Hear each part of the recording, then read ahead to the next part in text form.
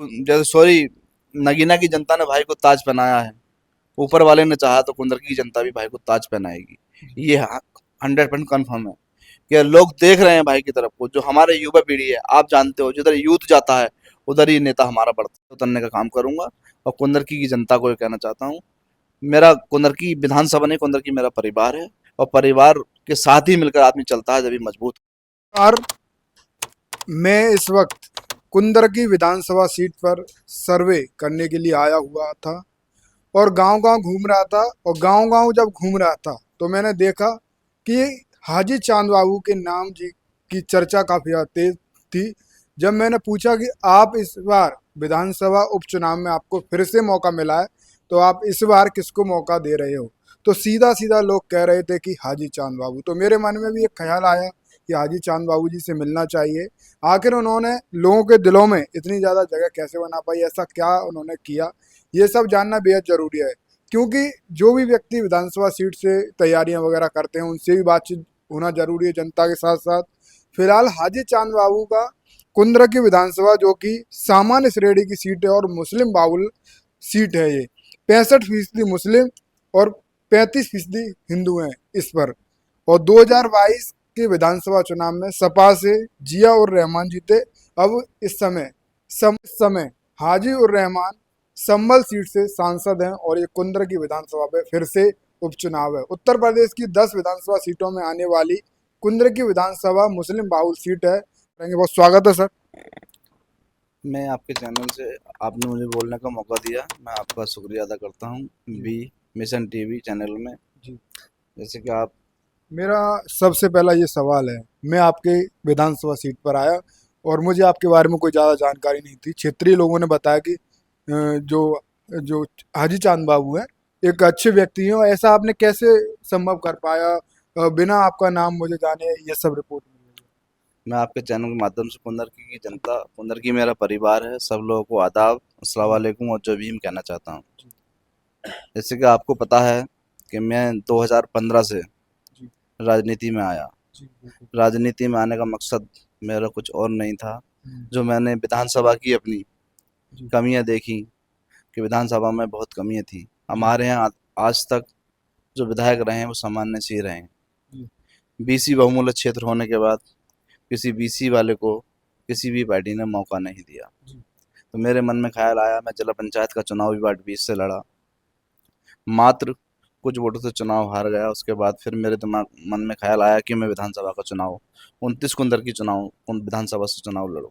जी मैंने तैयारी की, लड़ने की जी मेहनत की। 2022 में जी मेरा टिकट भी हुआ बसपा से, मैं किसी कारण वो टिकट मेरा कट गया। मगर लोगों में बहुत गुस्सा था टिकट कटने के बाद कि पहली बार किसी बीसी के आदमी को मौका मिला। और फिर जो विधायक थे हाजी रिजवान साहब यहाँ से, उन्होंने हमारा टिकट काट दिया। उसके बाद जनता को बहुत आक्रोश हुआ और जी जनता ने फिर यहाँ से समाजवादी के प्रत्याशी जियाउर रहमान बने। जी बनने के बाद समाजवादी ने प्रत्याशी बनाया, सब लोगों ने मिलकर, हमने और बीसी वालों ने उन्हें भी यहाँ से 43,000 वोटों से जिताकर विधायक बनाया।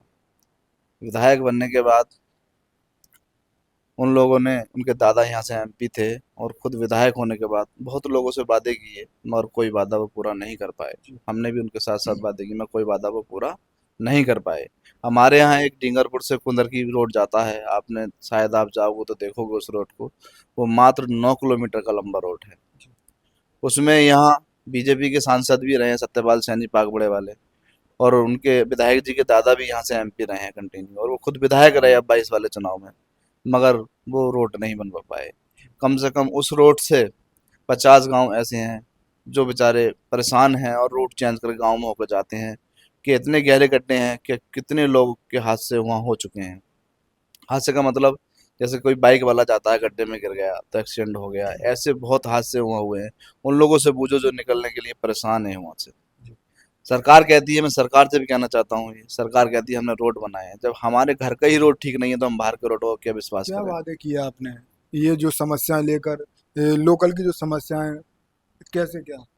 हमारे यही वादे हैं। अब हम, वादे तो बहुत लोगों ने बहुत किया, आपने बहुत भी लोगों किया। ने किए, अब हम ही कहते हैं, हम भी उपचुनाव में अब टिकट मांग रहे हैं आजाद समाज पार्टी से। आजाद अब समाज पार्टी पहली चॉइस थी।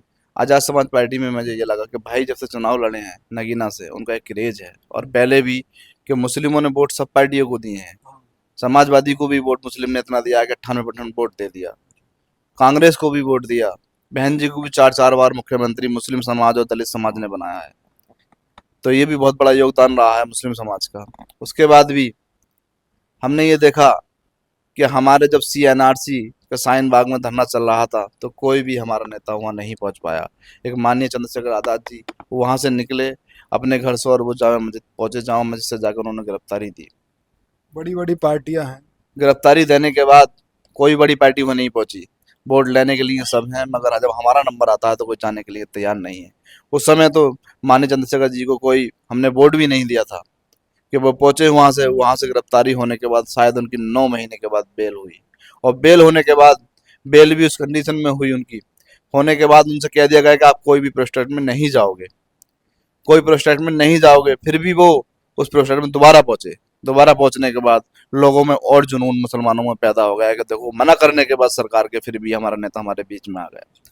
उसके बाद हमें मौका मिला 2024 में MP के चुनाव का, तो भाई ने और भाई की टीम ने पूरा मन बनाया, बोले भी हमें चुनाव MP का लड़ना है। लड़ने के बाद उन्होंने नगीना से अपना दावा ठोका और नगीना से अपना चुनाव लड़ने का इरादा बनाया। तो नगीना भी एक मुस्लिम बहुमूल्य क्षेत्र है। वहाँ के लोगों ने मन बनाया कि एक मुस्लिम के लिए इससे अच्छा लीडर कोई नहीं होगा जो मुस्लिमों की बात करे, दलित समाज की बात करे, सब समाज की बात करते हैं वो। सब समाज की बात करने के बाद जब वहाँ वोटिंग हुई तो एक बार को तो हमारे देश के प्रधानमंत्री भी पीछे हो गए, और माननीय चंद्रशेखर आजाद जब शुरू हुए वोटिंग तो वो पीछे नहीं हुए। 1,52,000 वोटों से माननीय चंद्रशेखर जी विजयी बने। जी। मैं ये देख पा रहा हूँ, जो आप कह रहे चंद्रशेखर आजाद का देख पा रहे हैं, क्या आप मुस्लिम समाज 65% विधानसभा सीट पर है, उसमें भी देखा है? जी बिल्कुल देखा है। विधानसभा सीट पर हमारे यहाँ मुस्लिम ज़्यादा हैं, हम्म। और मुस्लिम हमारे यहाँ लगभग 2,31,40,000 के आसपास हैं, और हिंदू जो हमारे यहाँ कम है। कम होने के बाद बहुत हमने देखा, हम 22 के चुनाव में भी घूमे, उससे पहले भी घूमे। जब लॉकडाउन लगा तो सरकार ने सबसे पहला स्टेप ये लेके भाई एकदम से लॉकडाउन लगा दिया। जब लॉकडाउन ही सरकार को लगाना था तो जो लोग घरों से बाहर थे, दूसरे जिलों में थे, दूसरे प्रदेशों में थे, उनकी व्यवस्था करनी चाहिए थी। हमने अपने आंखों के सामने लोगों को तड़पते हुए इस दुनिया छोड़ता देखा है। आपने भी देखा है 800-800 900 किलोमीटर आदमी पैदल, कि 900 किलोमीटर तो आदमी गाड़ी भी नहीं चला पाता, कि आदमी पैदल कैसे चल जाएगा। ये भी बहुत बड़ी बात थी। लोगों को पानी नहीं मिला, पैर में चप्पल नहीं, और 20-20 30-30 50-50 किलो वजन रखकर सिर पर आदमी चल रहे हैं, जो खाली आदमी नहीं चल सकता इतना। तो उन लोगों को देखकर हमें जब ये देखा तो हमने भी जो भी जिस लायक भी थे हमने बाईपास पे जाकर मदद की, और लोगों को घर घर जो भी करना था हमें अपने हिसाब से वो हमने किया। तो वहाँ से लोगों को हमने फिर अपनी विधानसभा में भी देखा। हमारी विधानसभा में शिक्षा में बहुत पिछड़ा मामला है, रोड नहीं है हमारे यहाँ, स्वास्थ्य की स्थिति बहुत खराब है हमारे यहाँ, शिक्षा में इतना बुरा मामला है, कोई डिग्री कॉलेज नहीं है। चाहते तो इतनी बार MP रहे हैं, MLA रहे हैं, कोई डिग्री कॉलेज भी बन सकता था, और रोड भी बेहतरीन हो सकते थे, मगर जब उन रोडों को वो गुजरते नहीं तो उन्हें बेहतरीन का पता ही क्या। जो रोड जिस रोड से आदमी गुजरता है उसे उसी की रोड की जानकारी होती है। दूसरी बात, खेल का इतना बड़ा क्रेज है, आज बच्चे हमारे खेलते हैं क्रिकेट। कोई भी चाहता सांसद या MP, दो एक ही स्टेडियम छोटा सा हमारे कुंदरगी को मिल सकता था, मगर किसी ने प्रयास नहीं किया। प्रयास करोगे तो कुछ ना कुछ मिलेगा जरूर। मैं ये जान पा रहा हूँ आप बड़ी उम्मीद से साथ, मैंने जब पूछा आपसे कि पहली पसंद कौन सी पार्टी है, तो वहाँ ने आपने पहली शब्द ये निकाले कि आज़ाद समाज पार्टी। क्या लगता है आज़ाद समाज पार्टी के जो मुखिया हैं चंद्रशेखर आज़ाद आप पर भरोसा जताएंगे, क्योंकि जनरल सीट पर एक BC का मुस्लिम व्यक्ति दावेदारी ठोक रहा है? भरोसा जताने की बात यह है कि मैंने अभी आवेदन दिया है भाई को, बाकी और भी हमारी पार्टी में प्रत्याशी बहुत सारे आवेदन दिए हैं लोगों ने, वो भाई जिसे भी प्रत्याशी बना के भेजेंगे, हम सब लोग मिलकर चुनाव लड़ाएंगे। और ऊपर वाले ने चाहा, जैसा भाई हमारे कर रहे हैं काम माननीय चंद्रशेखर आजाद जी, कि संसद में भी 543 सांसद होने के बाद, और अकेले सांसद ऐसे हैं जो ऐसे दहाड़ रहे हैं और हमारे लोगों की बात और हिंदू समाज की बात जो अपनी दमदारी से रख रहे हैं। आपने ये खुद देखा है कि एक बार में बोलने का मौका नहीं दिया गया तो दोनों हाथों में तख्ती लेके बाहर आ गए। ये भी एक बहुत बड़े जिगर की बात है सांसद से बाहर निकलना। उन्होंने कहा अंदर नहीं बोलने दोगे तो बाहर थोड़ी रोक लोगे मुझे बोलने का। और हमने कल भी हमारे 11 सितंबर को, जो पहले 21 अगस्त को हमने भारत बंद का आह्वान किया था, उसमें हम सब लोग मिलकर साथ जिले बाई जिले हमने ज्ञापन दिए थे। इस बार क्या सहयोग किया आपने? आप तो एक बड़ी दिल्ली यहाँ से काफी ज्यादा दूर है, और आर्य समाज पार्टी में आप हो, तो सहयोग और लोगों को जो सुविधाएं मुहैया कराना। मैंने जब भाई का आदेश हुआ 11 सितंबर का, बोले 11 सितंबर को सब लोग दिल्ली पहुंचना है, भारी संख्या में पहुंचना है, तो मैंने 10 बसें और 20 गाड़ी अपनी यहाँ से कुंदर की विधानसभा से लगवाई, और हमारे पार्टी के लोगों ने भी लगाई बसें। हमारे हमारे यहाँ से काफ़ी मुरादाबाद से लोग दिल्ली के लिए रवाना हुए, मुस्लिम समाज। और मैंने जो जो भी था खाने की व्यवस्था कराई अपनी बसों के लिए, जो मेरी बसें थी पर्सनल। मैंने किसी भी मेरे कार्यकर्ता को परेशानी नहीं होनी चाहिए, वो कार्यकर्ता नहीं, मेरा मुस्लिम समाज परिवार है। था। मुस्लिम समाज के लोग काफ़ी लोग गए, जिससे मैंने कहते वो सब लोग गए, कि देखो मुस्लिम समाज का ऐसी समाज, आज ऐसी समाज पे परेशानी है तो कल मुस्लिम पे भी हो सकती है, जब लोग दोनों लोग एक साथ नहीं खड़े होंगे, जब लोग सरकार हमारी मानेगी नहीं।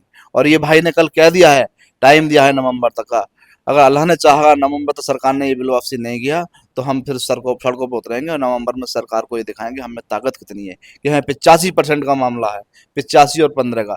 यहाँ जो 85% का जो मामला है उनका कुछ नहीं है, 15% वाले राज कर रहे हैं। अल्लाह ने आने वाले टाइम में यहाँ 85% का राज होगा। विधानसभा सीट कुंदरकी की जनता के लिए आपने क्या अहम मुद्दे बनाए हैं? क्या आपके मुद्दे हैं? क्या सोचा है जिससे कि कुंदरकी विधानसभा में रह रही जनता और सुख साथ जीवन जी सके? कुंदरकी के लिए मेरे मुद्दे ये हैं, सबसे सबसे पहला मेरा मुद्दा ये है कि बच्चे हमारे पढ़े लिखे शिक्षित बने।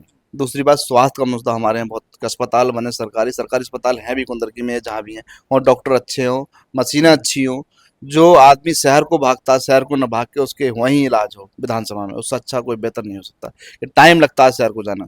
दूसरी बात, जो बच्चे सरकारी स्कूल, हमारे यहाँ बहुत स्थिति खराब है। दिल्ली सरकार ने भी सरकारी स्कूल किस तरह के बना दिए। अगर ऊपर वाले ने चाहा, सरकार चाहे, और हमारे भाई इस चीज़ को, मुद्दे को उठाते भी हैं, कि जब सरकारी किसी आदमी का बच्चा सरकारी स्कूल में पढ़ेगा तो जाहिर सी बात सरकारी स्कूल भी हमारे अच्छे होंगे, जब ही हमें शिक्षा अच्छी मिलेगी। क्या आज प्राइवेट में स्कूल चले गए हैं, क्या गरीब आदमी के बस की और क्या स्कूल में पढ़ाना समस्या नहीं? है? समस्या क्या है? देखो यहाँ रोडों की समस्या बहुत है, रास्ते बहुत खराब हैं, हम्म, गरीब आदमी हैं, कॉलोनी नहीं मिलती उन्हें, उन्हें कॉलोनियों की व्यवस्था करानी है, और पेंशन है, और कृषि के जो बीमे चलते हैं उसकी परेशानी है। बहुत बहुत चीज़ें ऐसी हैं जो लोगों को परेशानियां हैं, जो करानी है हमें। और ऊपर वाले ने चाहा, हमने भाई से बात भी रखी है कि हमारे यहाँ दो तीन चीज़ें ऐसी हैं, एक तो रोड हो गया डिंगप वाला, मैंने आपको बता दिया बहुत जल्दी, और दो पुलियाँ हैं, जैतिया और मछरिया। गांव तो दिखता है सामने, मगर हमें जाना वहां से 5 किलोमीटर घूम के पड़ता है। अगर आदमी कुंदरकी जाना है तो पहले जैतवाड़े होकर जब उधर जाएगा, सामने से उस रोड दिख रहा है, तो वो पुलियों का भी अहम मुद्दा है, और रोड का तो मुद्दा है ही खैर। और दूसरी बात, एक चीज़ और, हमारे यहाँ से, मेरी विधानसभा से जो रमंगा नदी गुजरती है, तो हर साल ये होता है कि अभी 20 गांव खाली करा दो, 30 गांव खाली करा दो, प्रशासन कराता है। ऐसी नौबत क्यों आ रही है? भाई से हम ये मुद्दा भी उठवाएंगे, और भाई इस बात को रखेंगे भी, कि यहाँ से जो 25-30 किलोमीटर का बांध बनाया जब मजबूत सा है, तो गाँवों को परेशानी क्यों होगी? तो सरकार पहले इंतजाम कर देगी। तो हर साल ये होता है कि भाई ये वाली साइड खाली कर दो, ये वाली साइड खाली कर दो। आज सरकार इस पर बांध बनाए, अच्छी तरीके से रोड बनाए, तो ये हमें परेशानी हमारी ये भी हल हो जाएगी, कि हमें लोगों को बार बार कहना भी नहीं पड़ेगा, और लोगों को एक सुविधा भी मिल जाएगी। और जो लोगों की खड़ी खेती होती है, फसल फसल कोई भी हो, चाहे गेहूं की हो, धान की हो, आदमी पैसे लगाता है बड़े मन से। किसान का तो सब कुछ वही होता है, कि फसल पे निर्भर करता है, शादी ब्याह, मकान मकान सब चीज़ उसी पे करता है। और लास्ट टाइम अगर किसान की फसल बर्बाद हो जाए तो बड़ा दुख होता है उसे। ये दुख की बात है, कि सरकार को इस पर भी संज्ञान लेना चाहिए, कम से कम एक बांध बनवाना चाहिए। अभी पुल कटा है, कम से कम वहां से मूंडा पांडे का और कनेक्टिविटी थी कुंदर की, वो खत्म हो गई है। काफी बड़ा लोग आना जाना था, अब लोग या तो मुरादाबाद होकर जा रहे हैं, या फिर उधर से घूम कर आ रहे हैं रोना होके। वो पुल अभी तक नहीं सही हो पाया है। उस पुल के भी जल्दी सरकार उस पर संज्ञान ले, और जल्दी जल्दी रोड चला के उसे चालू करने का कृपा करे। जी जी। मेरा आखिरी यही सवाल रहेगा, आप कुंदरकी विधानसभा की जनता से क्या अपील और क्या वादे करना चाहिए? मैं कुंदरकी की जनता से ये अपील करना चाहता हूँ कि क्या ऊपर समझे वो इस बार? इस बार समझेगी कुंदरकी की जनता, अल्लाह ने चाहा, पहली बार भाई कुंदरकी में पहली बात तो हमें मौका मिल गया है। ये बहुत अच्छी बात है कि हमें मौका 27 में मिलता। भाई उपचुनाव हमारे यहाँ हो रहा है, तो ये बीच में मौका मिला है, ये भी ऊपर वाले की मर्जी है, अच्छी बात है। ना तो हम तो 27 का इंतजार कर रहे थे। जैसे सॉरी, नगीना की जनता ने भाई को ताज पहनाया है, ऊपर वाले ने चाहा तो कुंदरकी की जनता भी भाई को ताज पहनाएगी। ये 100% कन्फर्म है, कि लोग देख रहे हैं भाई की तरफ को। जो हमारे युवा पीढ़ी है, आप जानते हो, जिधर यूथ जाता है उधर ही नेता हमारा बढ़ता है। कि यूथ का मामला ऐसा है कि बहुत शानदार, कि लोग हमसे जुड़ रहे हैं और लोग चाह रहे हैं जिस दिन भाई कुंदरकी में आएंगे आप देखना एक तूफान सा आ जाएगा कुंदरकी में। कुंदरकी की डेट बहुत जल्दी फाइनल होने वाली है। जिस दिन भाई की डेट लगी थी पीछे कभी, वो कैंसिल हो गई किसी कारण, क्या उसमें भी जब हमने लोगों से कहा तो लोगों में एक बहुत अच्छा जागरूकता फैली कि बोले भाई आ रहे हैं ठीक है। मगर ऊपर वाले ने चाहा, चुनाव तो सब पार्टी लड़ेंगी भाई, बसपा भी लड़ेगी, समाजवादी भी लड़ेगी, बीजेपी भी लड़ेगी, मगर ये देखना है जनता को प्रत्याशी किसकी पार्टी कौन सी है, पार्टी कौन सी सही है।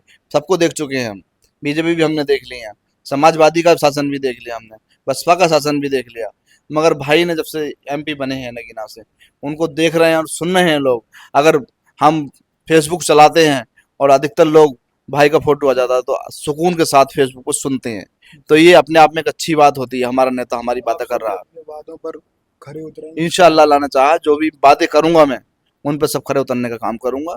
और कुंदरकी की जनता को ये कहना चाहता हूँ, मेरा कुंदरकी विधानसभा नहीं, कुंदरकी मेरा परिवार है, और परिवार के साथ ही मिलकर आदमी चलता है जब भी मजबूत होता है। जी, जी। तो हाजी चांद बाबू मलिक जी मेरे साथ थे। इन्होंने बड़ी बेबाकी से अपनी बात रखी। जो जनता में विधानसभा सीट कुंदरकी में मैंने देखा, जो क्रेज है, जो प्यार है इनके प्रति, वो जो प्यार किस वजह से वहाँ बन पाया है, वो भी इन्होंने खंडन किया। फिलहाल कुंदरकी विधानसभा से जो वादे किए हैं उन पर खरे उतरने की बात भी इन्होंने कही है। साथियों, जैसा कि आपको पता है, बी मिशन टीवी हमेशा ग्राउंड जीरो की रिपोर्ट आपके बीच रखता है। अगर आपको हमारा काम पसंद आता है तो बी मिशन टीवी को आर्थिक मदद करें, जिससे कि हम यूं ही निरंतर ग्राउंड लेवल पर काम करते रहें। स्क्रीन पर दिख रहे क्यूआर कोड को स्कैन करें और अपने दान की राशि बी मिशन टीवी के खाते में भेजें। क्यूआर कोड के अलावा आप हमारी यूपीआई आईडी bmissiontv@ybl पर भी मदद भेज सकते हैं। जय भीम।